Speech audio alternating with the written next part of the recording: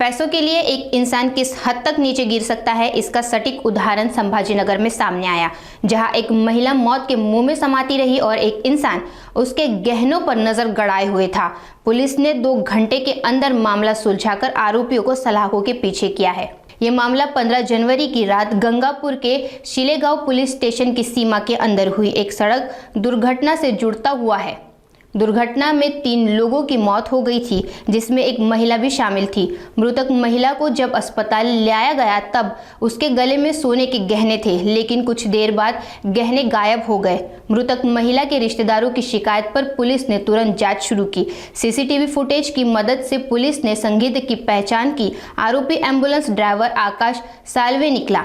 Police ने आरोपी को गिरफ्तार कर उससे चोरी के 3.25 लाख रुपए के गहने बरामद किए हैं। आरोपी ने लालच में आकर वारदात को अंजाम दिया। परवा दिनांक 15 जानेवारी रोजी रात्री 11:30च्या दरम्यान भाविकांचा क्रुझरने जात होते। त्यांचा शेजारी शिल्लेगाव पोलीस स्टेशनच्या हद्दीत ट्रॅक्टरला धडकून अपघात झाला होता।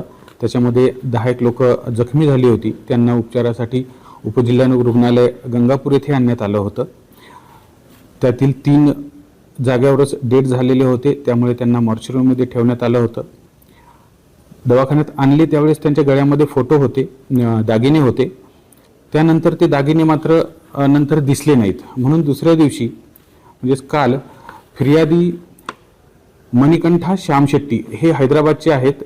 त्यांनी येऊन तक्रार दिली की आमच्या मृतक नातेवाईक जे आहेत त्यांच्या गळ्यामध्ये दागिने होते, ते कोणीतरी काढून घेतलेले आहेत। तर त्यामुळे काल संध्याकाळी आम्ही चोरीचा गुन्हा दाखल केला। लगेचच टेक्निकल ॲनालिसिस केलं, सीसीटीव्ही कॅमेरे वगैरे इतर पाहिले, चौकशी केली आणि त्यामध्ये काही संशयित आमच्या लक्षात आले। त्या संशयितांना लगेचच आम्ही तपासासाठी बोलून घेतलं।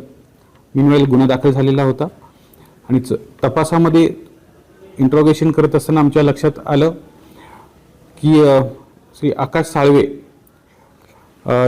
हा गंगापूरचा राहणारा होता। तो तिथे आला होता आणि त्याने ती चोरी केलेली आहे। तर त्याला आम्ही काल ताब्यात घेतलं, त्याच्याकडे इंट्रोगेशन केलं आणि त्याच्याकडून सर्व मुद्देमाल साधारण 2,80,000चा मुद्देमाल दागिने आम्ही संपूर्ण जप्त केलेले आहेत। ज्यावेळेस मृतक हे आतमध्ये मॉर्चरीमध्ये ठेवत होते तर त्यावेळेस तिथे 4th श्रेणी कामगार दवाखान्यातला हाई होता, त्याची चावी त्याच्याकडे होती। परंतु हा आकाश साळवे आरोपी जो आहे हा गंगापूर चौकातून मदतीसाठी तिथे आला होता। तो अगोदर ॲम्ब्युलन्सवर काम करत होता 2-3 वर्षापूर्वी किंवा 5-7 वर्षापूर्वी।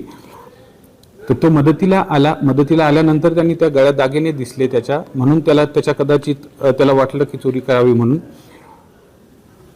तो बाहेर आला, मॉर्चरीमधून बाहेर आला। बाहेर आल्यानंतर त्याने पुन्हा त्या कर्मचाऱ्याला सांगितलं की माझा मोबाईल आतमध्ये राहिला, म्हणून तो परत आतमध्ये गेला आणि त्यावेळेस त्याने मृतकाच्या अंगावरील दागिने चोरून घेऊन गेला।